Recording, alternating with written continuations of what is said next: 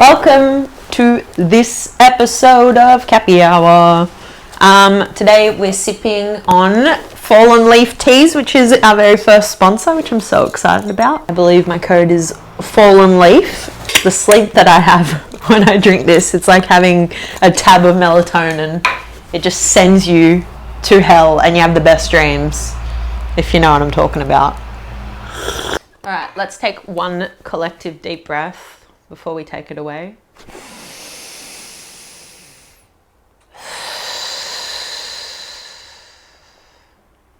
Alright, today I'm going to be talking a little bit about my history with dating, past loves, past crushes, people who have broken me in half. No, I'm joking. They've all been beautiful lessons.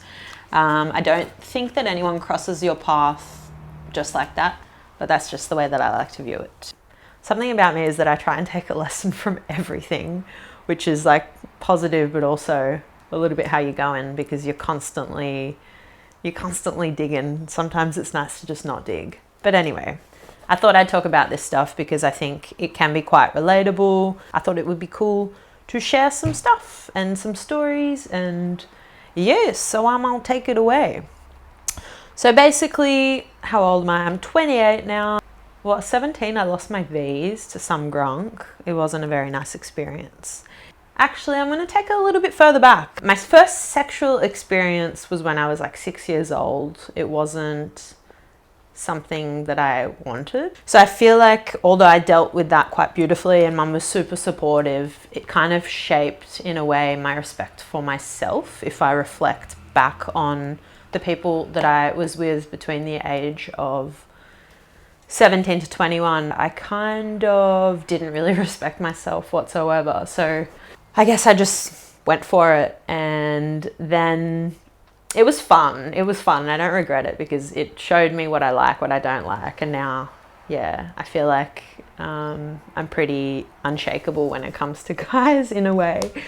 I decided I needed to stop partying, needed to stop shagging, and just needed to find some self-respect. So I moved to Melbourne, and I feel like Melbourne was the start. That was at 21. Melbourne was the start of just picking up the books and self-reflection and the meditation and things like that. That was when the most depressed I've ever been, just so low, just didn't want to be here anymore. And when I got diagnosed as depressed, I was just like, okay, this little label is not gonna define me. I was like, fuck this label off. Chalked, no way. I gotta do something. I gotta have accountability.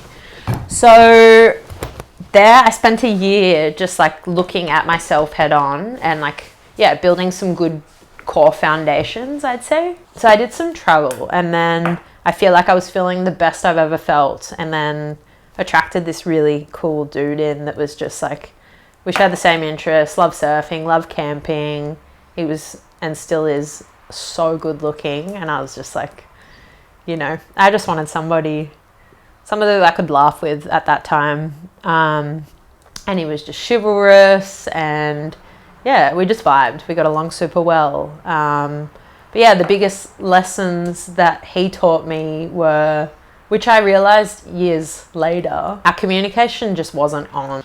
He really struggled to speak up, and that's when I realized, I don't know if you're into this, but as a Gemini, it's like the biggest strength of a Gemini is communication. So being with a Scorpio who is not a communicator is tricky.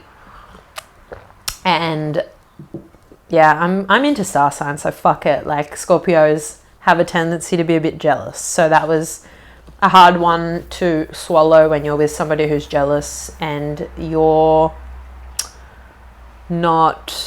really certain about the person that you're with, so you don't do anything to make them jealous, but they're still jealous. So we broke because of a communication breakdown. Like, I felt like I was just talking to a brick wall. And yeah, I think years later down the track, I realized how much I emasculated him, because I was so used to doing everything myself, never asking for help. Like, you know, my car would be at the mechanic, and instead of asking him for a lift, I'd fucking hitchhike, like shit like that. And, you know, he'd try to wax up my board or like do things like that. And I'd be like, cunt, I can do it. Like, and I'd always just be like, I'd think that he thought I was incapable of doing stuff like that.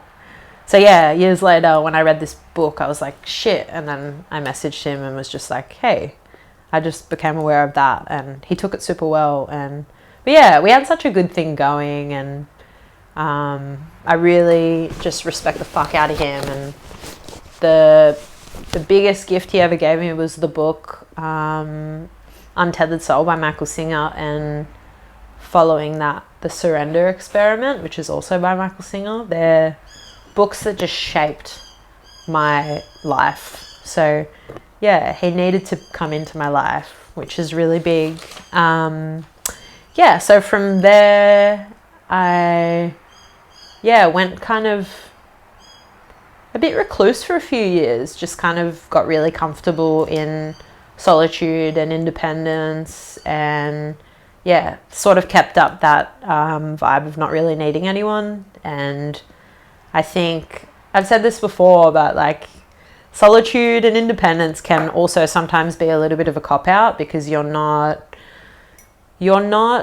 like being challenged by people. You're safe, you know what's going to happen, it's predictable. So yeah, I guess I did that for a while and was pretty much just like, I don't need nothing, which was fun for a bit.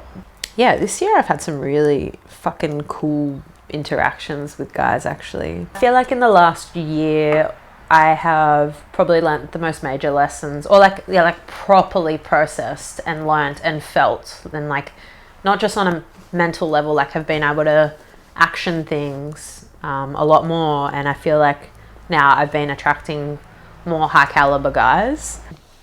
I was seeing this guy at the start of the year, and he was so lovely, like just a breath of fresh air, super positive, super high energy, so fun, so straightforward, didn't beat around the bush, clear communication, like was just so easy, just like all the things you'd want. Sexual chemistry was just like chef's kiss. Best sex to this day. Shout out if you're listening, you probably aren't, but just tip top. I think about that and I'm like, oh shit.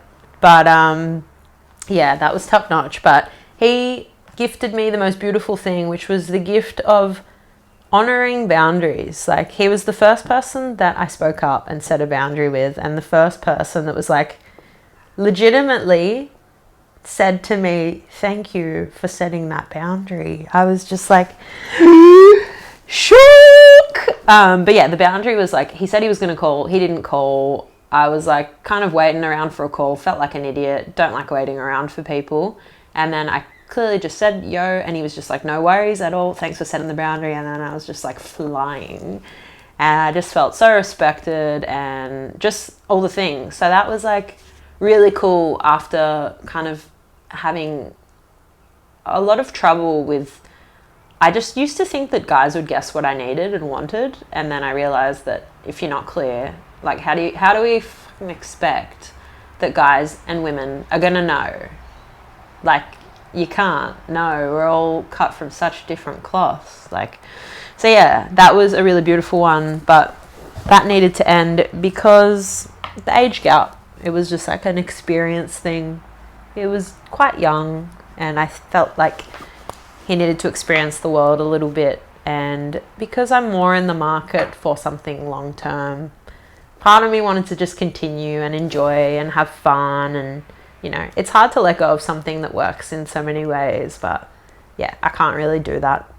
It's a disservice to them, a disservice to me. So I said bye to that, which was, yeah, necessary.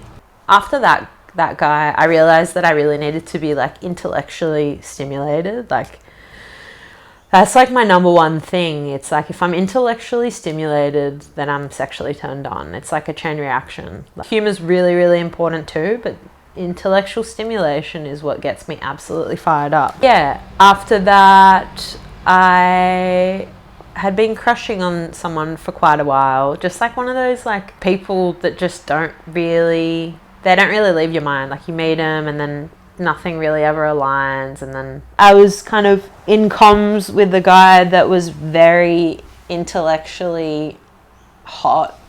Fuck, so good with words, just like spiritual, there was like a lot of connection there, and it was a beautiful thing. But yeah, he taught me one of the most potent lessons that I reckon I'll ever learn, which is like, I'd noticed that I was getting triggered, and when I get triggered, I can be impulsive, or I have been in the past, but I was noticing when talking with him that my shadow was literally just like screaming in my face, and I was having a lot of trouble noticing all this guilt and shame come up as I voiced boundaries and things like that, and I was being extremely hard on myself. And yeah, I feel like it's the first time that I'd actually felt proper shame to a degree of like proper darkness. Like, you open your eyes and it's dark. It's like, yeah, I felt like legitimately possessed. It was so strange.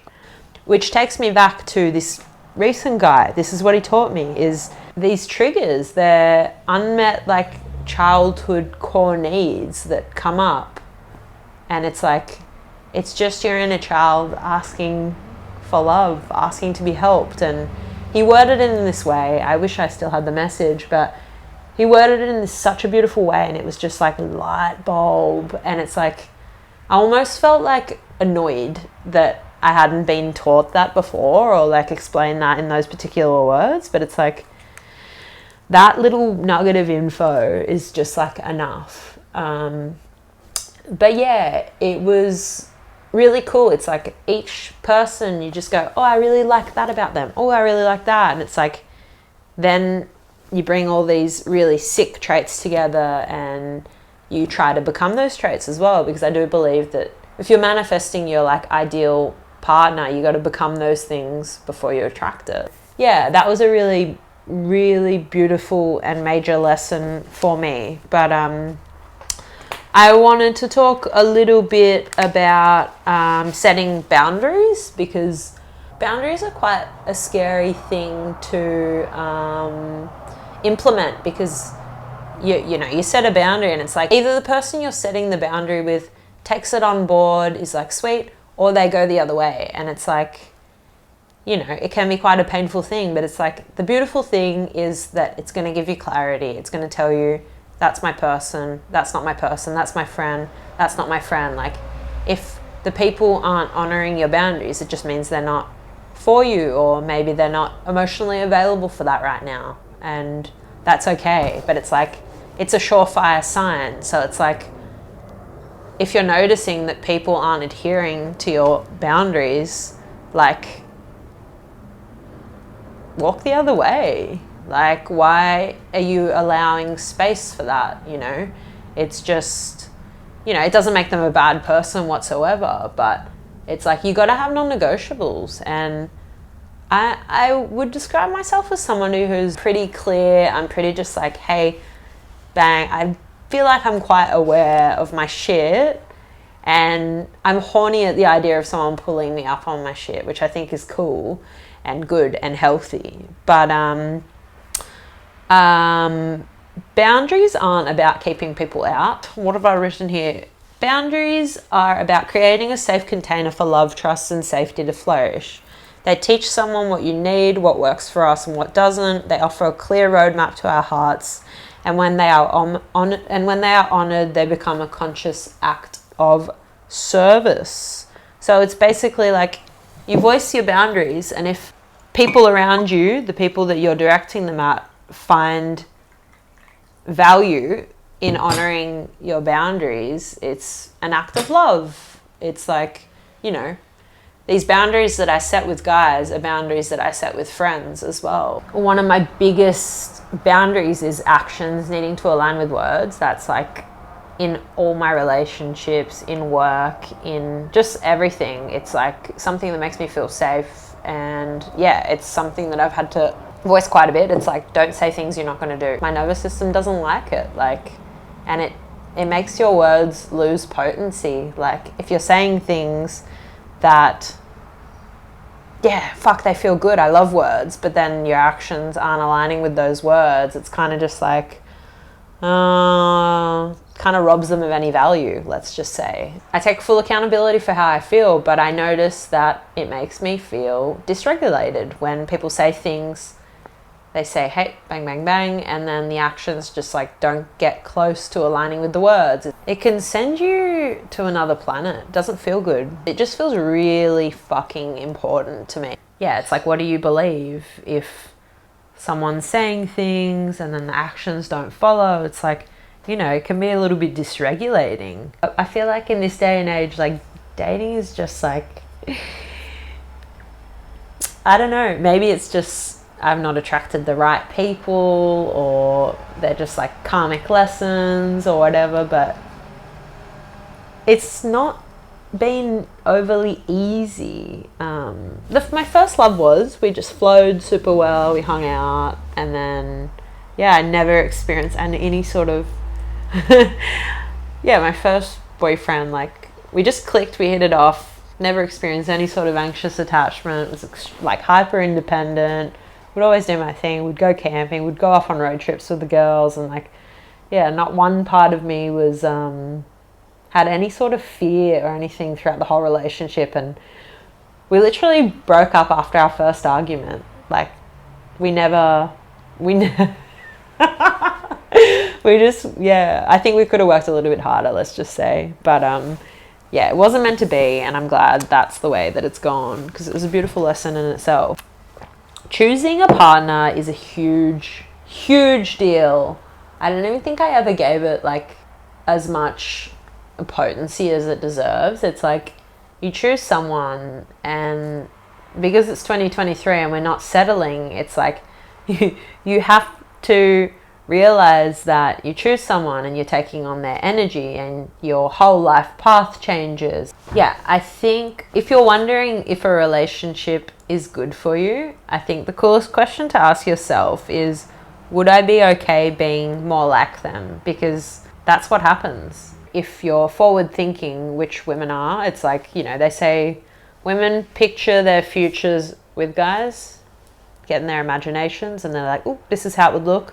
Whereas guys picture themselves inside women. I don't know what's real, what's not. So yeah, would you be okay being more like that person? So I think about the last couple of guys I've been with, and I'm like, probably not. No. Maybe like, yeah, the last one, yeah, for sure. He was a sick cunt. So I wanted to talk a little bit about breadcrumbing, because I think it's really interesting and quite prominent in dating in this day and age. So I've been just seeing such a correlation. Fuck, it's everywhere. Yeah, breadcrumbing is basically hot and cold behavior. It's just like coming really hot and then like this. And they leave the other person feeling quite confused. I wondered what the difference between breadcrumbing and going slow is. And the biggest difference is consistency. So you want consistency. That's what the nervous system wants. If it's inconsistent, you get addicted to those highs and lows and that dopamine and that like just uncertainty of it all. And we get addicted to it. It's like a drug. It is a drug. Yeah, it's something that I've been really addicted to in the past. This is my new favorite quote that I made up. Break the pattern before it breaks you. You can go slow and still be consistent. That's a really cool thing. So that's another important boundary is consistency.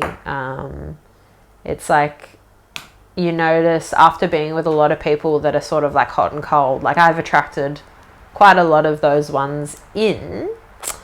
So that's been my major pattern, is kind of like, to a degree, attracting people who are emotionally unavailable or just unavailable full stop. And then, yeah, I've had to fucking look at myself in the mirror and go, no more. Simply put, it's manipulation. It doesn't make the person a bad person. They can be aware of it and they can not be aware of it too. But yeah, I think that's an important one to look out for in women and in men, because that's one that I have stumbled on a lot. Just, I think I'm a person that's like, you know, when I'm dating and stuff, I'm constantly just like, they did this, and then I'm like, oh, but it could be my shit. And then I'm like, oh, and then you know, always gaslighting myself. And then, I don't know, in the end, I realized that I'm actually quite clear. I'm actually quite straight up and upfront. So if you are being straight up, upfront, honest, clear with your boundaries, clear with your needs, it's like, if you're doing that shit with conviction, you can't lose. Because it's like, it fast tracks the process. You get clearer, you get stronger, your foundations get fucking like unbreakable, and you're able to voice them. And people respect you for voicing them, I reckon, anyway. Maybe they can't adhere to them, and they won't adhere to them. But again, it's their choice. And if they're choosing not to, that's cool. It just doesn't mean you guys are aligning. Like, it doesn't mean your values are similar. It doesn't mean there's space. And it just means that there's something out there that awaits you that is going to set your soul on fire, basically. I think a huge lesson that everyone needs to learn all over the world is to not settle. People, I'm seeing it fucking everywhere, is people are so scared to be alone that they settle. So yeah, it grinds me, because I'm just like, no, get okay with being on your own, because in the end we are all on our own. It's like, it's a beautiful thing. Then you've got your back, you're able to just like have fun and laugh with yourself and take the piss and like do what you want to do, travel to where you want to travel. Like, you have full autonomy over yourself and your path. And like, I don't know, to me it's exciting and it's sexy and it's honest, and it's like, you can be such a fucking weirdo and the only person that's going to judge you is you. If we're honest with ourselves, intuition always prevails. You get signs fucking early on, but you always just like brush them to the side, and then you got to learn the hard way. Well, I mean, I'm someone who learns the hard way. I need the lesson to just be like, I need the lesson to be just like fucking imprinted on my forehead for me to actually be able to process it. But again, just like all y'all, we all have our traumas, like we all have our issues. I'd say I've got a really strong, supportive, tough on the edges mum who sacrificed everything for my brother and I. And then I've got a dad who loves the fuck out of me and is consistently wanting to talk with me and catch up with me. But I'd say he's been on the more emotionally unavailable end of the spectrum. Not the person that I'd go to when I'm going through a hard time or whatever, because he just can't meet me there. He hasn't met himself there. But he is an amazing guy. And yeah, it's funny noticing how you just go for guys exactly like your dad. I used to just be like, that's not a thing. Why would I do that? And then I just like look back at every guy I've been with, every guy I've liked or loved, and just been like, you gotta stop doing that. I think it's really important to get to do your research on your attachment style, because once you do your research on attachment styles, you can start to see clear signs of what people's styles are, and it becomes like a really fun little game. So there's 4 of them: secure, anxious, avoidant. I think the last one's like disorganized. I want to preface by saying that no attachment style is like wrong or bad or right. Secure is just kind of the one that we all want to be working towards. The premise is just like secure, you know, your parents were emotionally available, they were there, they were present, they saw what you needed. And anxious is, you know, your parents weren't overly attuned to what your needs were. They were maybe a little bit inconsistent as well in what they were offering. That can develop as a fear of rejection. I think we all fear rejection in a way, but it depends to the level, to the degree that you actually feel it. There can be a little bit of abandonment stuff on the edges there too. I'm not going to go and do a full schooling on it. I feel like I understand it within myself, but yeah, you can see patterns of anxious people depending on their partner for validation and things like that. But yeah, the avoidant is caregivers that were maybe strict or emotionally distant, so slow to respond to basic needs. Some parents might have been very neglectful, but more often busy. So it's like, it wasn't personal, it's more just that. They weren't like actively just being cunts. Like they were just like, you know, they had to work and they couldn't necessarily be a super present parent. But yeah, it's kind of like the parent for the avoidant is, you know, slightly disinterested at what their kids are doing and into. They're more interested and concerned. This is my dad as well, more concerned with like grades and manners rather than feelings, dreams and fears. And this manifests in avoiding intimacy, hyper-independence, not relying on others, hard time trusting people, and commitment issues.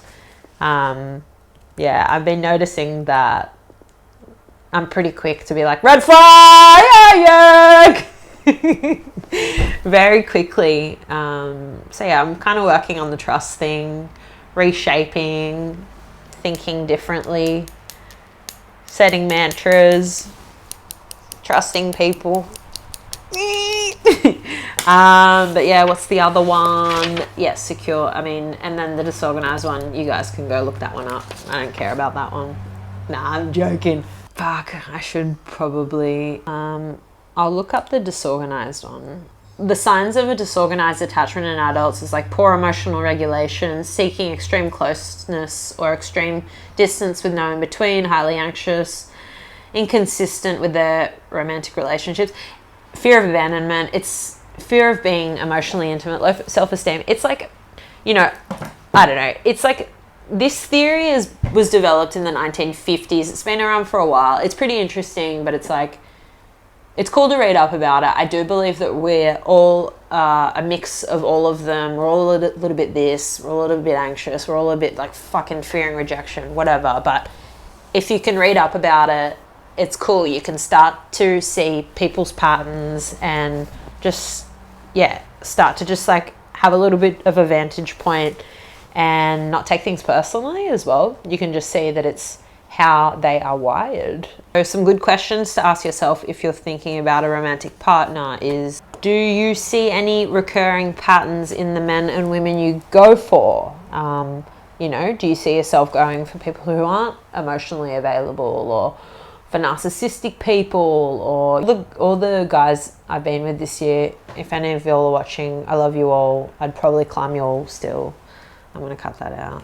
You are in the driver's seat. Like, you set the example for how people are gonna treat you. So, you know, if people are walking all over you, it's like you are the one that has to fucking put the brakes on and be like, nah, that's not how it's gonna go. Like, I deserve more. And that sometimes means just being like, no more, you know? It's like, I see it a lot in my friendship circle, like the girls just letting guys just like fuck with them. And I see it a lot, the chicks just fuck with them. And I'm like, you are letting that happen, you know? So take accountability. Yeah, go work on yourself. You deserve clear communication, intention, for things to be reciprocated. You deserve equal give and take. I think I have in the past been, it's just wired within me to give. I get a little bit too generous and I attract takers. It's a funny thing. But yeah, it's like there's always a correlation there. It is more common for givers to attract takers. That's cool. It's something that I have to learn. It's actually just really hard for me to not give. I think in the next phase, like, we're getting clear with what we want, we're getting clear with what we don't want. We're looking for emotionally available people who are comfortable expressing their emotions, people who take responsibility for their actions, even when it's tough, and consistent and predictable with communication. That is hot boy shit. And people who address issues head on. I think that's really, really important as well. I've started seeing relationships, just all of them, friendships, lovers, all that stuff, as like such an energetic or a frequency thing. It's like, I have noticed that when I've been operating from like a place of ego, I've attracted quite egotistical guys. And when I've been, you know, more open and like using my words more, I feel like I've attracted that in. Or I really don't think that you attract people in just like randomly like that. To me, it's someone up there is just being like, here you go. Here you go. This is the lesson you need to learn. Oh, are you going to learn the lesson? Okay, no. All right, I'm going to, here you go, learn it again. And it's like the same fucking thing. You will be dealt the same thing till you deal with it, until you decide to break your pattern. Because if you don't break your pattern will break you. And it is really hard to shut things off that work to a degree. You know, it feels good if it's hot and cold. Like, God, the hot feels so good, but the cold, man, God, it's dealing with the cold parts. That's what's tricky. So it's like, the main point of this is that I do believe that relationships and what's meant for you should be easy, and it shouldn't be, it shouldn't be something that you have to chase at all. I don't think you should ever chase. I don't think it's something that you have to like grip onto or cling to. It's like, you know, relationships take work. Love is a choice. I think it's an everyday choice. I think if you're in a romantic relationship, or any relationship really, it's about attending a funeral often of the person that you once were, of the person that they once were. You know, we're changing every day, every week, every year. Like, I look back on the person that I was even 10 years ago, even last week, you know. It's a gift to your person, to your people, to just start fucking fresh. I think that's a really important one, is to leave things behind. And if you're on the journey, I believe that, you know, everything just renews and replenishes and your ideas change. And if you're an open person, like, you should be changing a lot. So if you're attached to the way somebody was, like even 6 months ago, you don't allow yourself to just view them in a different light or just be open to them being different. I think you're doing yourself a disservice and you're doing them a disservice. So again, love is a choice, and everything is a choice, and the way you take your life and the whole thing, it's all in your hand. No one's puppeteering up there. No one's forcing you to do anything. It's like, you have to take accountability for your life. Everything that you want, you can have. Every single thing that you want, you can have. Like, I mean, fuck. You know, you want money, you can have money. You want love, you can have love. You want to have a lot of sex, you can have a lot of sex. Like, you want a successful business, you can have it. You just got to work. You got to work for it, and you got to set clear intentions, and you got to set your manifestations. And yeah, again, trust, action, belief, and just constantly reminding yourself that everything is happening as it needs to. It's true. Look out for omens, look out for signs, have fun with your imagination as well, you know. Like, I went out for a swim this morning and was just out in the ocean, just, you know, just being a silly little lemon, just being like, thank you, sun, thank you, water, like, thanks, Cappy, like, I'm so proud of you, you know. Just, that's how it should be, just a bit childlike, you know, make it fun.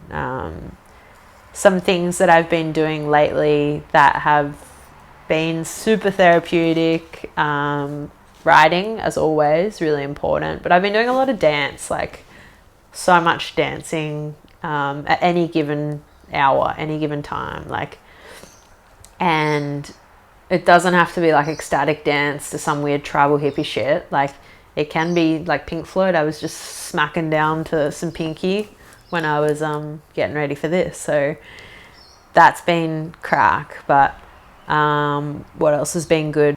Nature time, extremely important. Often too, it's like, I feel like it just recalibrates your whole being, you know. You're out there, and we are the elements. It's like, you go to a rock pool and you just recharge, or you go on a hike and you recharge.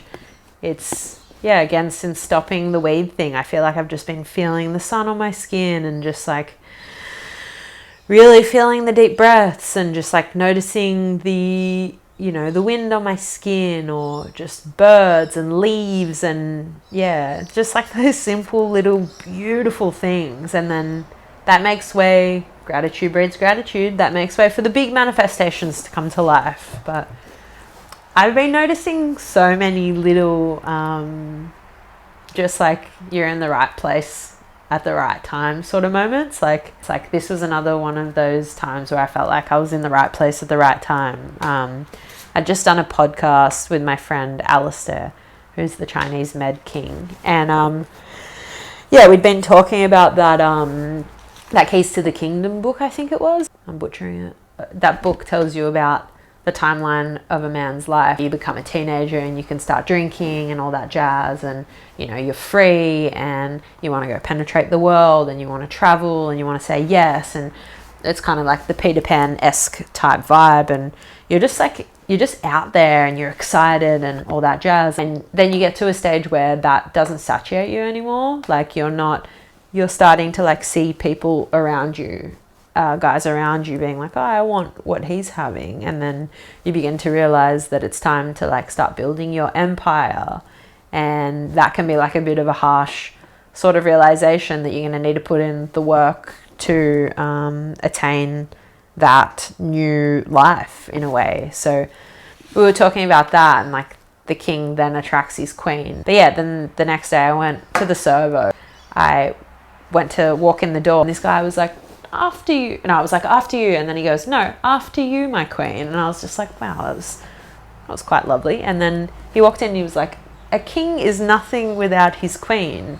And I was like, this is really interesting. And then he just started talking to me about how he's raising his sons being like that, and like just talking about chivalry and stuff like that. And I was like, you know, there's just been so many moments like that of just after talking about a song and it comes on, or omens in the form of animals. Like I woke up the other day and there was a kookaburra above my head, and I was driving the other day and there was piggies, and you know, when I was kayaking there was a green tree frog. And it's just like, you know, use your imagination, but it's like I like to just see those as like little positive omens, just like you're in the right place at the right time. This is where you need to be. Everything is happening as it needs to, and it really brings about lots of trust for me. So I don't know, call it woo-woo, but you know, I back it. It makes sense to me. So yeah, that has been really big. So yeah, I feel like I'm in my nun era. I wanted to be more calculated in my doings and just more consistent. So I decided to start making some more rules in a way. So no ciggies, no weed, no cheese. So I've noticed just like, yeah, just such abundant energy since stopping those things. Like my skin was starting to be a bit shot, and I didn't realize ciggies affect your hormones, but I did some research on that. So if you're getting pimples here, that's respiratory. Then I'd implore that you put a pause on ciggies, because yeah, it affects. And yeah, cheese is a funny one. Fuck, it was like my only vice, and the casein in it is like a little dose of heroin. It's the same sort of effect. So I stopped with that too. But thank you for watching. I'm out.